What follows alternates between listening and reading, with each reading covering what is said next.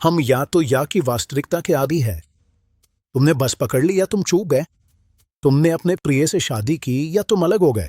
मानव मन के लिए इतिहास एक संकीर्ण एकल गलियारा है, कारण और परिणाम की सीधी रेखा, जहां न चुनी गई राह बस अस्तित्व में ही नहीं रहती, लेकिन ये रैखिक निश्चितता एक मुखौटा है। हमारी व्यापक दुनिया की सतह के नीचे क्वांटम क्षेत्र है और यहाँ या शब्द एक विधर्म है। 20वीं सदी की शुरुआत में प्रसिद्ध डबल स्लिट प्रयोग ने एक डरावनी सच्चाई उजागर की। एक अकेला फोटॉन एक रास्ता नहीं चुनता, वो हर उपलब्ध छेद से एक साथ गुजरता है। इसे सुपरपोजिशन कहते हैं। ये कोई गणितीय चाल नहीं है, ये पदार्थ की मौलिक प्रकृति है। ये संकेत देता है कि हर चीज की बुनियाद में वास्तविकता कोई बिंदु नहीं है, ये अनंत संभावनाओं की एक तरवीर है। दशकों तक भौतिकी के दिग्गज बोहर और हाइजेनबर्ग इस क्वांटम धुंध को हमारी ठोस दुनिया से जोड़ने की कोशिश में जूझते रहे। उन्होंने कोपेनहेगन व्याख्या का प्रस्ताव रखा। उनका तर्क था कि जब तक हम कण को नहीं मापते, वो एक साथ कई अवस्थाओं में रहता है, लेकिन जैसे ही हम उसे मापते हैं, वेव फंक्शन ढह जाता है, संभावनाएं गायब हो जाती हैं और केवल एक ही वास्तविकता बचती है। कई लोगों के लिए ये ढहना गणित में एक हिंसक भद्दा जोड़ था।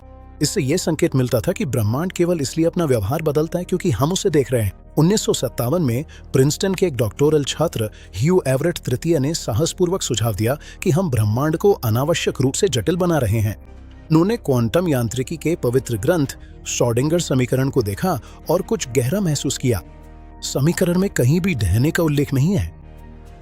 ये एक वेव फंक्शन का वर्णन करता है जो हमेशा विकसित होता रहता है, कभी टूटता नहीं, कभी चुनाव नहीं करता। एवर्ट ने महसूस किया कि ये ढहना हमारी अपनी सीमित दृष्टिकोण से उपजा एक भ्रम था।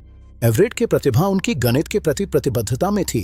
उन्होंने यूनिटरी एवोल्यूशन का प्रस्ताव रखा। अगर श्रोडिंगर समीकरण सही है तो किसी कण का वेव फंक्शन एक प्रेक्षक के साथ संपर्क में आने पर गायब नहीं होता। इसके बजाय प्रेक्षक कण के साथ उलझ जाता है। आप वेव फंक्शन को ढाते नहीं है, बल्कि आप उसका हिस्सा बन जाते हैं। जब आप किसी कण की स्थिति मापते हैं तो ब्रह्मांड कण को बिंदु ए पर होने के लिए मजबूर नहीं करता। इसके बजाय ब्रह्मांड विभाजित हो जाता है। एक शाखा में आप कण को बिंदु ए पर देखते हैं, एक अन्य समान शाखा में आपका एक संस्करण उसे बिंदु बी पर देखता है। यही है कई संसारों की व्याख्या का जन्म। ये मानता है कि हमारा पूरा ब्रह्मांड एक विशाल वेव फंक्शन द्वारा वर्णित है। हम ब्रह्मांड के बाहरी दर्शक नहीं हैं। हम एक विशाल बहुआयामी महासागर, जिसे हिल्बर्ट स्पेस कहा जाता है, में लहरें हैं। हर अवस्था वास्तविक है, हर परिणाम भौतिक है। आलोचक अक्सर पूछते हैं, अगर दुनिया विभाजित हो रही है तो मुझे इसका एहसास क्यों नहीं होता? इसका उत्तर एक प्रक्रिया में छुपा है जिसे डिकोहेरेंस कहा जाता है। विभाजन किसी चेतन मन या चुनाव से नहीं होता, ये वातावरण के कारण होता है। हर सेकंड खरबों बार आपके शरीर के परमाणु फोटोनों, हवा के अणुओं और धूल से टकराते हैं। हर एक संपर्क एक क्वांटम हाप है। हर एक संपर्क एक शाखा बनने के लिए मजबूर करता है। हमें इसे लोकप्रिय कल्पना या मुद्रास्फीति संबंधी ब्रह्मांड विज्ञान के मल्टीवर्स से अलग समझना चाहिए। ये दूर कहीं तैरते हुए अंतरिक्ष के बुलबुलों के बारे में नहीं है। ये अनेक संसार यही है। ये एक दूसरे के ऊपर परतों की तरह हैं, एक ही स्पेस टाइम में मौजूद हैं, लेकिन डिकोहेर हो चुके हैं, गणितीय रूप से अलग थलग हैं, इसलिए अब वे एक दूसरे से संवाद नहीं कर सकते।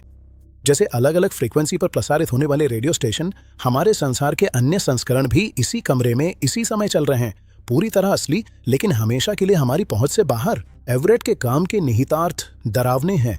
अगर हर क्वांटम घटना ब्रह्मांड को शाखाओं में बांटती है, तो आपके जीवन का हर संभव संस्करण हो चुका है, हो रहा है और होगा भी। या इसका मतलब है कि हमारे पास कोई स्वतंत्र इच्छा नहीं है? अगर हर विकल्प किसी न किसी शाखा में चुना जाता है, तो क्या इस शाखा में मौजूद आपका कोई महत्व है?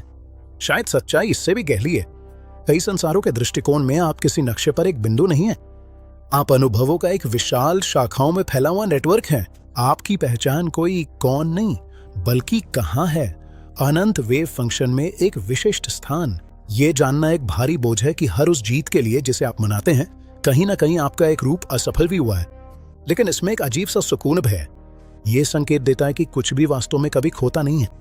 हर सपना जिसे आपने नहीं अपनाया, हर शब्द जो आपने नहीं कहा, वे कहीं ना कहीं मौजूद हैं, ब्रह्मांड की अटूट गणित में उकेरे हुए। ह्यू एवरेट तृतीय का निधन 1982 में हुआ। वे कभी अपनी थ्योरी को मुख्य धारा में पूरी तरह स्वीकार होते नहीं देख पाए।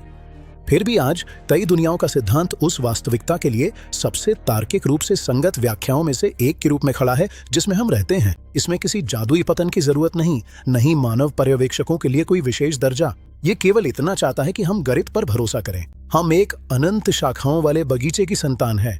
हम उस लहर की तरंगे हैं जो समय की शुरुआत से यात्रा कर रही है। हम अपनी एक नाजुक सी शाखा पे खड़े होकर खुद को छोटा महसूस कर सकते हैं, लेकिन हम किसी अकल्पनीय रूप से विशाल चीज का हिस्सा हैं। हम केवल ब्रह्मांड के पर्यवेक्षक नहीं हैं, हम वही ब्रह्मांड हैं जो हर संभव रास्ते की खोज कर रहा है जो वो ले सकता है।